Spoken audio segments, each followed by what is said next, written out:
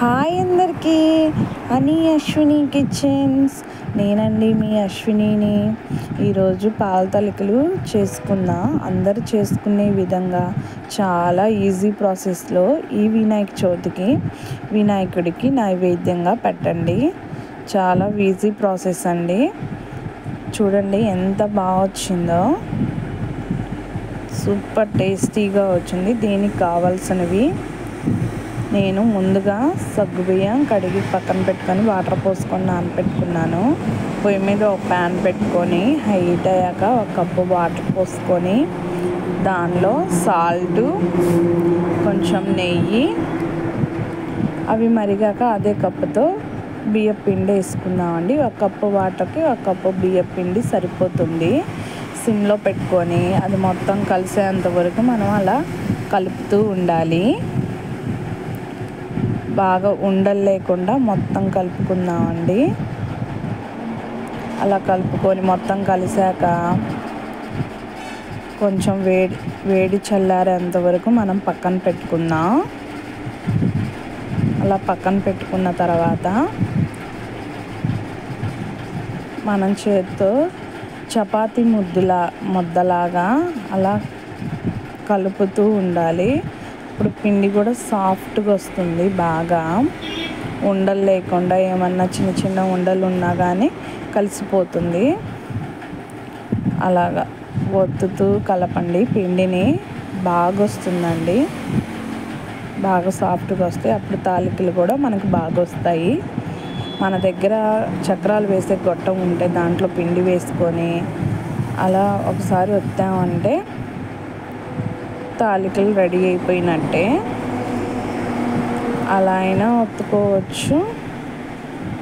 ఇలా అయితే మనకు తొందరగా అయిపోయిద్దండి. లేదు మేము చేత్తో చేసుకోవాలనుకుంటే అలా పిండి తీసుకొని చేత్తో అయినా చేసుకోవచ్చు, మీకు టైం ఉందనుకుంటే. లేని వాళ్ళు ఇలా చక్రాల గొట్టాల్లో పిండి వేసుకొని అలా ఒత్తేసుకోవచ్చు. చాలా బాగా వస్తాయండి. అలా చేత్తో చేసుకొని పక్కన పెట్టుకుందాం. అలాగే పిండాన్ని అలా తాలికలు చేసుకొని, నేనైతే కొన్ని తాలికలు కొన్ని ఉండలు చేసుకున్నాను. కొంచెం పిండి ఉంచుకోవాలి. ఆ పిండి కొంచెం ఒక గిన్నెలో వాటర్ తీసుకొని మొత్తం అట్లా కలిపి పక్కన పెట్టుకుందాం.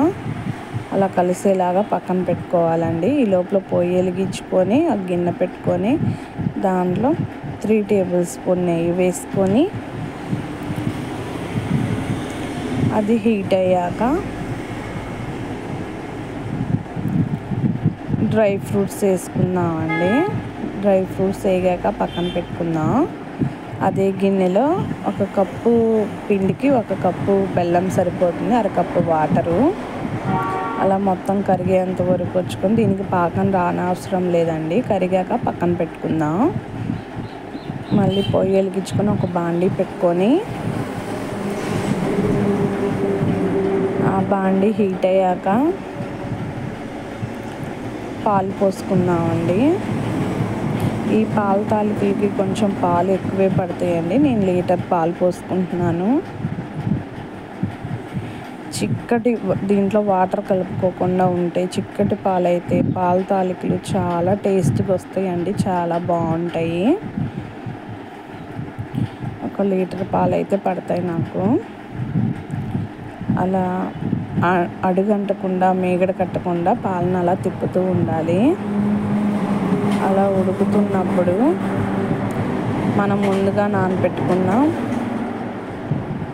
సగ్గుబియ్యం ఉంటాయి కదండి, అవి నీళ్ళు వంపేసుకొని అవి దాంట్లో వేసుకోవాలి. అలా వేసుకొని ఒక 5 నిమిషాలు కదుల్చుకున్నా ఉండండి. ఒక 5 నిమిషాలు ఉడికించాలి పాలల్లో. అవి ఉడికిన తర్వాత సగ్గుబియ్యం అన్నీ పైకి వచ్చేస్తాయి. ఆ తర్వాత మనం ముందుగా రెడీ చేసి పెట్టుకున్న తాలికలు, ఉండరాళ్ళు ఉన్నాయి కదండి, అవన్నీ దాంట్లో అలా వేసుకోవాలి. అంత పొడవు ఉన్నాయి అని అనుకోమాకండి. తర్వాత మనం తిప్పుతూ ఉంటే అవి కట్ అవుతాయి.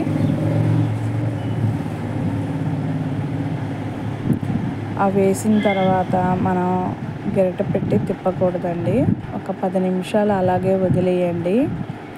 సిమ్లో పెట్టుకొని మీడియం సైజులో పెట్టుకొని ఒక మూత కొంచెం అట్లా గ్యాప్ ఇచ్చి పెట్టండి. ఎందుకంటే పాలు పొంగొస్తాయి కదా, అలా గ్యాప్ ఇచ్చి కొంచెంసేపు ఉడికించిన తర్వాత ఉండరాళ్ళు తాలికలు ఉడికాయండి. ఆ తర్వాత మనం ముందుగా కలిపి పెట్టుకున్న ఆ నీళ్ళని అలా పోసామంటే కొంచెం చిక్కదనం వస్తుంది. దానికోసమే అవి పోసి ఒక 10 నిమిషాలు ఉడికించాలి. అలా తిప్పుతూ ఎక్కువ తిప్పకండి. మళ్ళీ అలా ఉడికించిన తర్వాత కొంచెం చిక్కబడుతుంది. అలాగా చిక్కబడిన తర్వాత సిమ్లోనే పెట్టి ఉడికించుకున్నా. కొంచెం చిక్కబడిందో లేదో చూసుకొని అలాగా మనం పొయ్యి ఆఫ్ చేసుకొని దించుకుందాం అండి. మనం ముందుగా కరగపెట్టుకున్న బెల్లం అంతా పోసుకుందాం. అలా పోసుకొని ఒకసారి కలదిప్పుకున్న తర్వాత పాలు వేడిగా ఉన్నా పర్లేదండి, బెల్లం వేడిగా మాత్రం ఉండకూడదు, ఎందుకంటే పాలు విరిగిపోతాయి. తర్వాత డ్రై ఫ్రూట్స్ మనం ముందుగా వేయించి పెట్టుకున్న డ్రై ఫ్రూట్స్ వేసుకుందాం. అలా వేయించుకుని ఒకసారి ఒక బౌల్లో తీసుకుందాం అండి. చాలా టేస్టీగా వచ్చినాయి. ఒకసారి ట్రై చేయండి. ఈ వినాయక చవితికి ఆ గణనాథుడికి నైవేద్యంగా పెట్టండి.